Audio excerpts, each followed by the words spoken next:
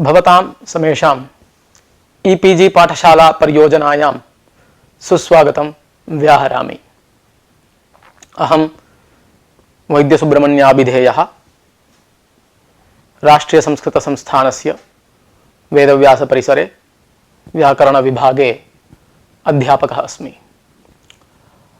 शुद्ध्युपास्यः इत्यस्मिन् लक्ष्ये द्वित्वानाम् आनन्त्यापत्तिरूपदोषः तथा तद्वारणञ्च इत्यमुं विषयम् अधिकृत्य यथामति अत्र प्रतिपादयामि। सुधी उपास्यः इत्यत्र इको यनचि इति सूत्रेण यनादेशः क्रियते। तत्र दीर्घ इकारस्य अनुदित सवर्णस्य च प्रत्ययः इति सूत्रसहकारेण दीर्घ इकारस्य च यनादेशः भवति। शुद्ध्युपास्यः इति रूपं जायते। ततः परम् अणचि च इति सूत्रेण विकल्पेन धकारस्य द्वित्वे सुधुधुयि उपास्यः इति रूपं जायते। तदुत्तरं यकारस्य यनोमयो द्वे वाच्ये इति वार्तिकेन विकल्पेन द्वित्वं भवति। तत्र यकारस्य विकल्पेन द्वित्व प्रतिपादनाय वार्तिकम् आरब्धं यनोमयो द्वे वाच्ये इति। अस्य वार्तिकस्य अर्थद्वयं वर्तते। तत्कथम् एकस्य वार्तिकस्य अर्थद्वयम् इति चेदुच्यते। यणः इति पदं पंचम्यां विभक्तौ च संभवति, षष्ट्यां च विभक्तौ संभवति। यणिति पदस्य पंचम्येकवचनेपि यणः इति रूपं, षष्ठ्येकवचनेपि यणः इति रूपं। अतः यणः इति पंचमी अपि भवितुमर्हति, षष्ठी अपि भवितुमर्हति। एवमेव मयः इति पदं च पंचम्यामपि भवितुमर्हति, षष्ठ्यां च विभक्तौ भवितुमर्हति। मयि इति प्रातिपदिकस्य मयि इति शब्दस्य पंचम्यां षष्ठ्याम् उभयत्र मयः इत्येव रूपम्। अतः उभयोः अपि यणः मयः इति पदयोः उभयविभक्त्यन्तत्वं संभवति। उभयविभक्त्यन्तत्वम् उभयोः शब्दयोः यणः मयः इति शब्दयोः स्वीकृत्य अस्य वार्तिकस्य द्विधा अर्थवर्णनं क्रियते। यणः इतीदं पदं यदा पंचम्यन्तम् इति स्वीक्रियते, यणः इत्यस्य पदस्य पंचम्यन्तत्व स्वीकारे मयः इति पदं षष्ठ्यन्तम् इति स्वीक्रियते। एवं स्वीकृते सति तदानीं यणः परस्य मयः द्वित्वं भवति इत्येकः अर्थः सिद्धो भवति। यदा यणः इत्यस्य षष्ठ्यन्तत्वं स्वीक्रियते तदा मयः इति पंचम्यन्तं भवति। तदानीं मयः परस्य यणः द्वित्वं भवति इत्यर्थः अपरः सिद्ध्यति। एवं च यनोमयो द्वे वाच्ये इति वार्तिके यणः मयः इत्युभयोः अपि पदयोः पंचम्यन्त षष्ट्यन्तत्व संभवात् द्विधा अर्थवर्णनं संभवति। च मय इति पंचमी यन इति षष्ठी इति पक्षमवलम्ब्य सुधुधुयुपास्यः इत्यस्मिन् लक्ष्ये यकारस्य द्वित्वं प्रवर्तते। तेन सुधुधुयु उपास्यः इत्यत्र धकारात् मयः परस्य यणः यकारस्य द्वित्वे कृते सुधुधुयु उपास्यः इति रूपं सिद्ध्यति। उभयोरपि द्वित्वयोः वैकल्पिकत्वात् धकार यकारयोः द्वित्वाभावपक्षे शुद्ध्युपास्यः इति रूपं सम्पन्नम्। यनोमयो द्वे वाच्ये इत्यस्मिन् वार्तिके यद्यपि विकल्पबोधकं पदं किंचित् न दृश्यते, तथापि उभयोः उभयविभक्त्यन्तत्व स्वीकृतम् इति कारणात् द्विधा अर्थः संभवति इति कारणात् अनेन विकल्पेन द्वित्वं विधीयते इत्यर्थः स्वीक्रियते। एवं च उभयोरपि धकार यकारयोः द्वित्वं विकल्पेन प्रवर्तते। द्वित्वाभावपक्षे शुद्ध्युपास्यः इति रूपं सिद्ध्यति। धकारमात्रस्य द्वित्वे अणचि च इति सूत्रेण सुधुधुयुपास्यः इति रूपम्। यकारमात्रस्य द्वित्वे यनोमयो द्वे वाच्ये इति वार्तिकेन तदा सुध यु यु उपास्यः इति रूपम्। एवं च अत्र चत्वारि रूपाणि सिद्ध्यन्ति। एकधम एकयम् अर्थात एकदकारकम् एकयकारकं रूपं सुध्युपास्यः इति। ततः परं द्विधकारकम् एकयकारकं रूपं सुधुधुयुपास्यः इति। ततः परं एकदकारकं द्वियकारकं रूपं सुधुयुयु उपास्यः इति। ततः परं द्विधकारकं द्वियकारकं रूपं सुधुधुयुयु उपास्यः इति। एवं च अत्र चत्वारि रूपाणि सिद्ध्यन्ति। अत्र केचन इत्थमाहुः धकार यकारोभय द्वित्वे उभयोः पुनः अनचिच इति सूत्रेण धकारस्य यनोमयोद्वेवाच्य इति वार्तिकेन यकारस्य द्वित्वे लोपस्य वैकल्पिकत्वे अन्यतर द्वित्वे नवरूपाणि सिद्ध्यन्ति इति। तन्न अत्र केषाञ्चन अभिप्रायः अनूदितः, तस्य खण्डनं च अत्र दीक्षितेन क्रियते। तद्धि एकदकारकं रूपं त्रिविधं, तैः नवरूपाणि प्रतिपादितानि। धकार यकारयोः उभयद्वित्वे उभयोः पुनः अनचिच इति सूत्रेण धकारस्य, ततः परं यनोमयोद्वेवाच्य इति वार्तिकेन यकारस्य च द्वित्वे लोपस्य वैकल्पिकत्वे अन्यतर द्वित्वे नवरूपाणि सिद्ध्यन्ति इति। तानि च रूपाणि कथम्? एकदकारकं रूपं त्रिविधम्, एकयकारकं द्वियकारकं त्रियकारकम् इति। सुध्युपास्यः, सुधुयुयु उपास्यः, सुधुयुयुयु उपास्यः इति। एवं द्विधकारकं रूपम् अपि त्रिविधम्, एकयकारकं द्वियकारकं त्रियकारकम् इति। सुधुधुयुपास्यः, सुधुधुयुयु उपास्यः, सुधुधुयुयुयु उपास्यः इति। एवं त्रिधकारकं रूपं च त्रिविधम्, एकयकारकं द्वियकारकं त्रियकारकम् इति। सुधुधुधुयु उपास्यः, सुधुधुधुयुयु उपास्यः, सुधुधुधुयुयुयु उपास्यः इति। एवं च अत्र नवरूपाणि सिद्ध्यन्ति इति केषाञ्चन अभिप्रायः। अनैमित्तिकत्वात् अन्तरङ्गे द्वित्वे कर्तव्ये अज्निमित्तकस्य बहिरङ्गस्य यनः असिद्धत्वं च अत्र नाशङ्कनीयम्। त्रैपादिके अन्तरङ्गे बहिरङ्ग परिभाषा न प्रवर्तते। शाष्टीं परिभाषां प्रति त्रिपाद्याः पूर्वत्रासिद्धमित्यनेन असिद्धत्व बोधनात् त्रैपादिकस्य अन्तरङ्गस्य च असिद्धत्वात् इति तेषां च अभिप्रायः। तदपि न, अत्र पुनः द्वित्वं भवति इति यदुक्तं तद् सुतराम् असत्, नैव सम्भवति। पुनः द्वित्वम् अशुद्धं भवति। तदुक्तं ग्रन्थकृता पक्षद्वयस्यापि यनोमयोद्वेवाच्ये इति।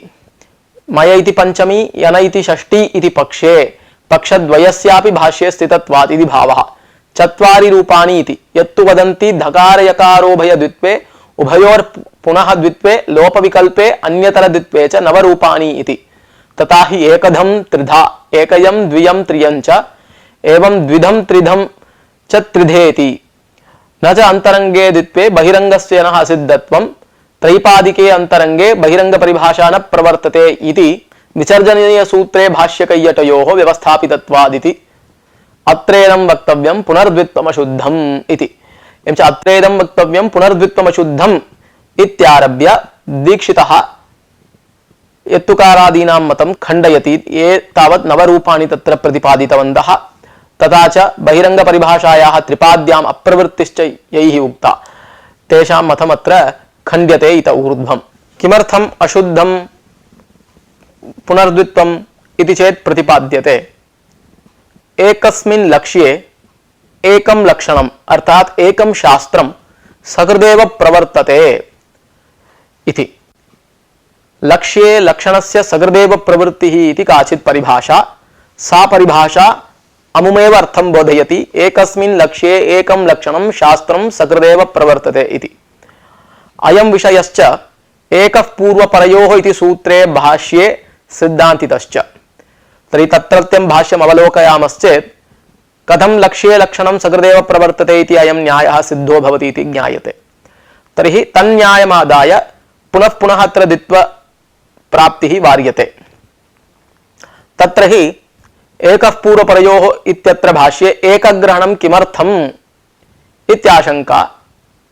प्रश्नस्य अयम् आशयः अत्र अवर्णादचिपरे पूर्वपरयोः गुणादेशो भवति इत्यादौ वाक्ये विधेयगतसंख्यायाः विवक्षणात्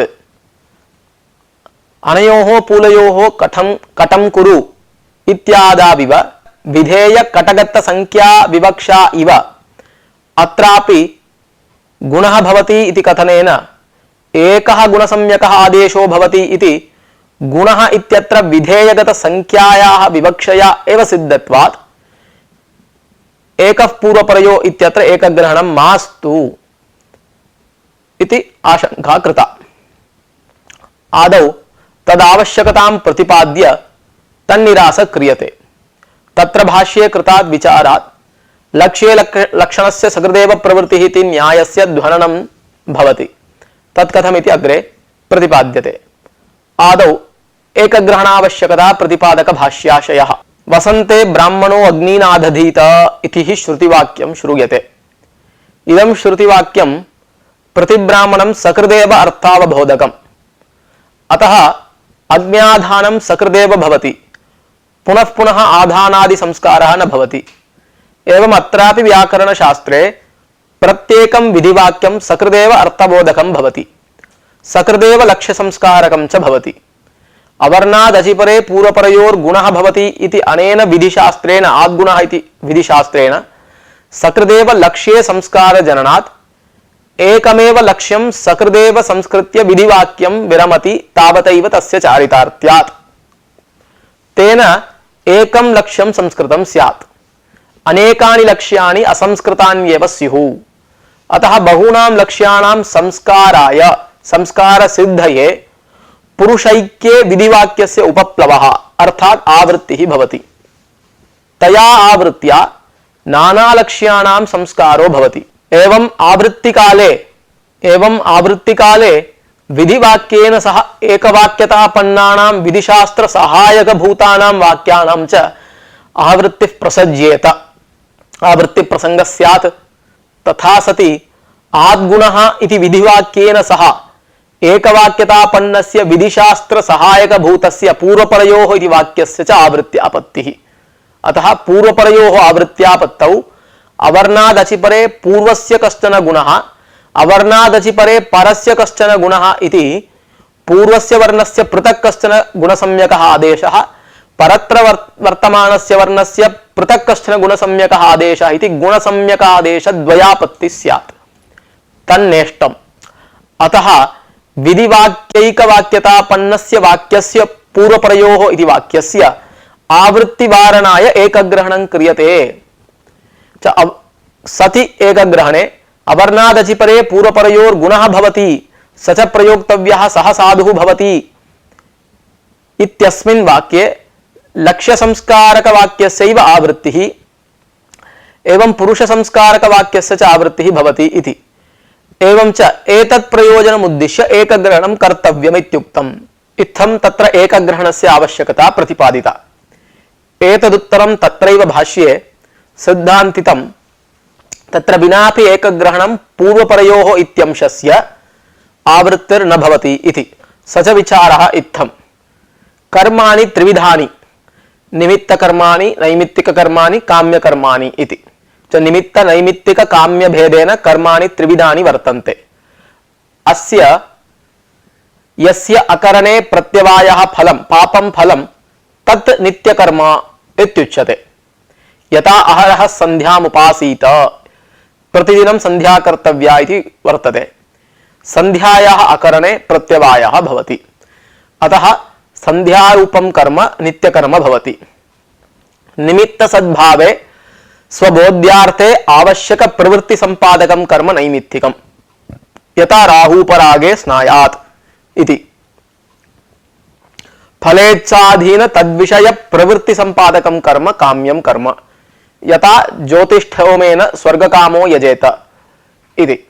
एवं व्याकरणशास्त्रे च प्रयोगविधीनां कर्मणां नित्यसमत्वं वर्तते। यतः शास्त्रनिष्पन्नाः शब्दाः प्रयोक्तव्याः इत्यतः, साधुशब्दाः प्रयोक्तव्याः इत्यतः असाधु शब्द प्रयोगे प्रत्यवायः भवति। यतः अवर्णादचिपरे पूर्वपरयोरेकः गुणादेशः भवति स च प्रयोक्तव्य स एव साधुः इति पर्यन्तम् एकैकस्यापि शास्त्रस्य व्यापारात् इत्येतावदर्थबोधनपर्यन्तम् एकं शास्त्रं प्रवर्तते इति कारणात् शास्त्रेण साधुशब्दस्य प्रयोगस्य बोधनात् तादृश साधुशब्दस्य अप्रयोगे असाधुशब्द प्रयोगे प्रत्यवाय फलं भवति। अतः यस्य अकरणे प्रत्यवायः तत्कर्म नित्यकर्म इत्युक्तम्। तर्हि शास्त्रोक्तं साधुशब्दः प्रयोक्तव्यः इत्यस्य अकरणे प्रत्यवाय फलमिति कारणात् एतेषां शास्त्राणां च नित्यसमत्वम् आयाति। एकः शब्दः सम्यक् ज्ञातः शास्त्रान्वितः सुष्ठुप्रयुक्तः स्वर्गे लोके च कामदुग्भवति इति श्रुतिवाक्येन अस्य काम्यत्वं च गम्यते। एवं च अत्र प्रयोगविध्यंशस्य नित्यत्वं काम्यत्वं च सिद्धम्। अर्थात् स च प्रयोक्तव्यः इत्ययं यः वर्तते प्रयोगविध्यंशः सः अंशः नित्यः भवति काम्यश्च भवति। तत्र नित्यत्वं काम्यत्वम् उभयं वर्तते। तत्र यः गुणविध्यंशः वर्तते तस्य गुणविध्यंशस्य लक्ष्यसंस्कारार्थत्वम् इति आयाति। एवं सति तत्र गुणविध्यंशस्य आवृत्त्या सर्वेषु लक्ष्येषु संस्काराय प्रवृत्तावपि एकस्मिन्नेव लक्ष्ये पुनः पुनः आवृत्तिस्तु नास्ति इति पूर्वपरयोः न आदेशद्वय प्रसक्तिः इति लक्ष्ये लक्षणं सकृदेव प्रवर्तते इति न्यायम् अवलम्ब्य एकग्रहणं न कर्तव्यम् इत्युक्तम्। एवं च एतद्भाष्य प्रामाण्येन पुनः पुनः द्वित्व प्रसक्तिः न इति बोध्यम्। अर्थात् तत्र लक्ष्य संस्कारक वाक्यस्य आवृत्ति क्रियते। लक्ष्य संस्कारक वाक्यस्य आवृत्ति क्रियते चेदपि तत्र अथवा एकस्मिन् लक्ष्ये पुनः पुनः आवृत्तिर्नास्ति इति कारणात् तद्वाक्यान्तर्गत पूर्वपर शब्दयोः पुनः पुनः आवृत्तिर्नास्ति। अतः तत्र आवृत्त्यभावाय आश्रितः न्यायः वर्तते लक्ष्ये लक्षणं सकृदेव प्रवर्तते इति। तं न्यायमादायैव अत्रापि द्वित्व प्रसक्तिः वार्यते। एवं च द्वित्वानन्त्यापत्ति दोषः नास्ति। अतः पुनर्द्वित्वम् अशुद्धम् इत्युक्तम्। पुनरत्र आशंका जायते द्वित्वानाम् आनन्त्यापत्ति दोषः नास्ति अत्र हलोयमामिमि लोपः इति सूत्रेण कृतद्वित्वस्य लोपे वर्णद्वय श्रवण प्रसंग एव नास्ति इति द्वित्वानन्त्यापत्ति रूप दोषः नास्ति इति चेत् न लोपस्य वैकल्पिकत्वात् लोपाभाव पक्षे वर्णद्वय श्रवणं स्यादेव। यदि द्वित्वानन्त्यं स्यात् तर्हि अपरिनिष्ठितत्वम् आपद्येत। अतः अपरिनिष्ठितत्ववारणाय सकृदेव द्वित्व प्रवृत्तिः वाच्या, परन्तु अप्रवृत्त नित्य विद्युद्देश्यतावच्छेदक अनाक्रान्तत्वमेव परिनिष्ठितत्वमिति परिनिष्ठितत्वस्य लक्षणात् तादृश परिनिष्ठितत्वाभावस्य अत्र असत्वात् यावच्छक्ति द्वित्व विशिष्ट प्रयोगस्य परिनिष्ठितत्वं संभवत्येव इति पूर्वपक्षिणा आक्षिप्ते अत्र आनन्त्यापत्तेः इत्यस्य अपरिनिष्ठितत्वं संभवति इति नार्थः। चतुष्पञ्चादि धकारयकाराणां रूपे श्रवणापत्या त्रिधं त्रियम् इति या उक्तिः तस्य भङ्गः स्यादित्यर्थः। अतः पुनः पुनः द्वित्व प्रवृत्तौ संख्यया इदमित्थमिति निर्देशः नोपपद्यते। एवं च लक्ष्ये लक्षणं सकृदेव प्रवर्तते इति न्यायेन पुनः पुनः द्वित्व प्रवृत्तिर्नास्ति इति ज्ञातव्यम्। तदुत्तरम् अपरिनिष्ठितत्वापादक आनन्त्यापत्ति दोषवारणायैव लक्ष्ये लक्षणस्य सकृत् प्रवृत्तौ कारणम् इति कैश्चिदुक्तं तन्न। आनन्त्यापत्ति दोष रहित स्थले च तन्यायेन अनिष्टवारणस्य दर्शनात्। कुत्र उद इत्युपसर्गपूरक वह्धातोः लुङ्लकारे प्रथमपुरुष द्विवचने तस् प्रत्यये तसः तामादेशे तस्थस्थमिपां तां तं तामः इति सूत्रेण तामादेशे तत्र अडागमे च्लिप् प्रत्यये च्लेः सिजादेशे उद अवह स ताम् इति जाते उद अवह स ताम् इत्यत्र वदव्रज हलन्तस्याचः इति सूत्रेण वृद्धौ उदवाह स ताम् इति जाते सहिवहोरोदवर्णस्य इति सूत्रेण वह्धातोः आकारस्य ओकारे उदवो सुताम इति जाते पुनः तत्र ओकारस्य सिचिवृद्धि परस्मैपदेषु इति सूत्रेण वृद्धौ प्राप्तायाम् एतन्न्यायमाश्रित्य वृद्धिः वारिता। लक्ष्ये लक्षणं सकृदेव प्रवर्तते इति न्यायमादाय अत्र ओकारस्य औकारादेशः वारितः। उदवः सुताम इत्यवस्थायां वदव्रज अलन्तस्याचः इति सूत्रेण तत्र वृद्धिः कृता। ततः परम् उदवाः सुताम इति जातं। ततः परम् ओत्वं कृतं। कृते ओकारे तस्य ओकारस्य स्थाने पुनः वृद्धिः औकारः आदेशः आशंकितः। एवञ्च पूर्वं वृद्धिः प्रवृत्ता, अतः पुनः तस्मिन्नेव लक्ष्ये वृद्धिः न प्रवर्तते इति अनया परिभाषया इमं न्यायमाश्रित्य अत्र वृद्धिः वारिता। तेन उदवोढाम् इति रूपस्य सिद्धिर्भवति। अत्र आनन्त्यापत्तेरभावेपि लक्ष्ये लक्षणं सकृदेव प्रवर्तते इति न्यायेन वृद्धिवारण दर्शनात् आनन्त्यापत्तिः तन्याय प्रवृत्तौ बीजम् इति यदुक्तं तन्न तन्याय प्रवृत्तौ आनन्त्यापत्तिः न बीजम्। एतद् भाष्य प्रामाण्येन च विकारे सति न लक्ष्यभेदः इत्यपि च विषयः प्रतीयते। तर्हि कथं सिद्धा इयं परिभाषा इति विचिकित्सायां जातायाम् उच्यते। समस्सुटि इति सूत्रमेव अस्याः परिभाषायाः सत्त्वे ज्ञापकम्। समः मकारस्य रुत्वं विधीयते सुटिपरे समस्सुटि इति सूत्रेण। तत्प्रयोजनं तु संस्कर्ता सम् इत्युपसर्गपूर्वकात् क्री धातोः त्रिच् प्रत्यये कृते संकर्ता इति रूपं तत्र सुडागमो भवति।